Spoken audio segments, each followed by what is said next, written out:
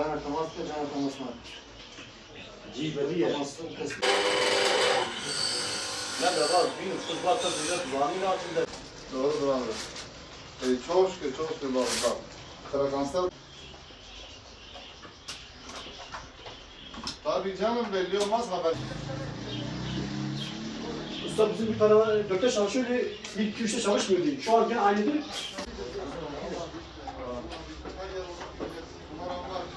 Numaram değişirse haber edersin.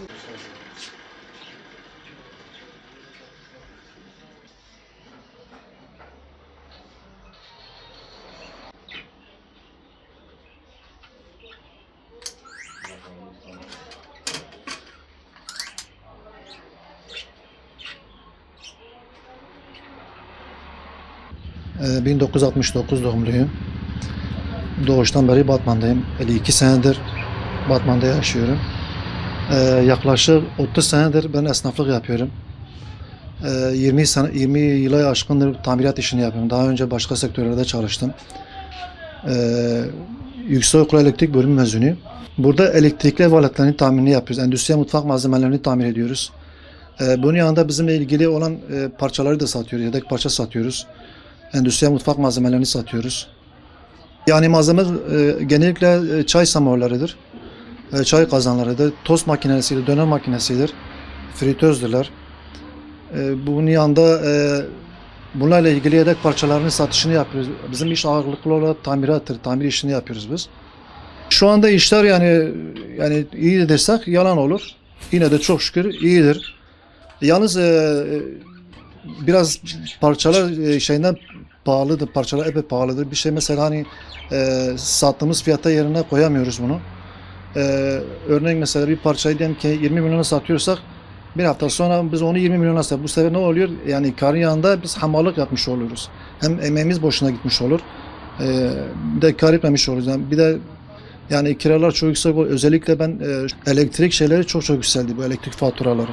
Eskiden mesela benim elektrik faturam 50 milyon geliyor. Şu anda 150-200 geliyor. Sadece iş yerinin. Ki benim ağır bir iş yok elektriğin üzerinde. Yani sadece milletin eşyasını test etmek için elektrik kullanıyorum. Başka da bir de aydınlatma için 4-5 tane ufak lambam var. Onlar da düşük. Amperajı düşük lambalara takmışım.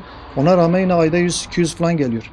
Yani bu iş yeri için bu fazladır. Benim evim mesela eskiden 150-200 geliyor. Şu anda 500-600 milyon elektrik faturası geliyor. Eskiden işlerimiz çok iyiydi. Kar oranı yüksekti, el emeği fazla vardı yani kazanıyorduk. Yani ne kazanmışsa biz eskiden kazandık. Şu anda bizim bir kazancımız, birikimimiz yok. Çocuklarım 4 tanedir. Her dördü de liseyi bitirmiş, bir tanesi üniversiteyi bitirdi. Şu anda herhangi bir iş yapmıyorlar. Boştalar. Genellikle fırsat bulursa yanıma geliyorlar. Bazen ders çalışıyorlar. O şekilde KPSS'ye ağırlıklı olarak çalışıyorlar. Son olarak ben esnaf olarak özellikle bizim bu çarşı için ben değinmek istiyorum. Bu çarşının açılmasını istiyoruz. Trafiğe açılmasını istiyoruz. Trafiğe açılmasa dahi en azından bir resmi kurumun buraya gelmesi gerekir. Resmi kurum geldiği zaman insanlar gidip gelecekler. İnsanlar gidip geldiler bizim işte mesela bakacak bu adam işte tamirat yapıyor, yedek parça satıyor. O şekilde insanlar gelecekler. Bizim bir hareketlilik olur. Bizim şu anda tek istediğimiz en azından bir PTT kurumu açılabilir. Ufak bir şube açılabilir burada.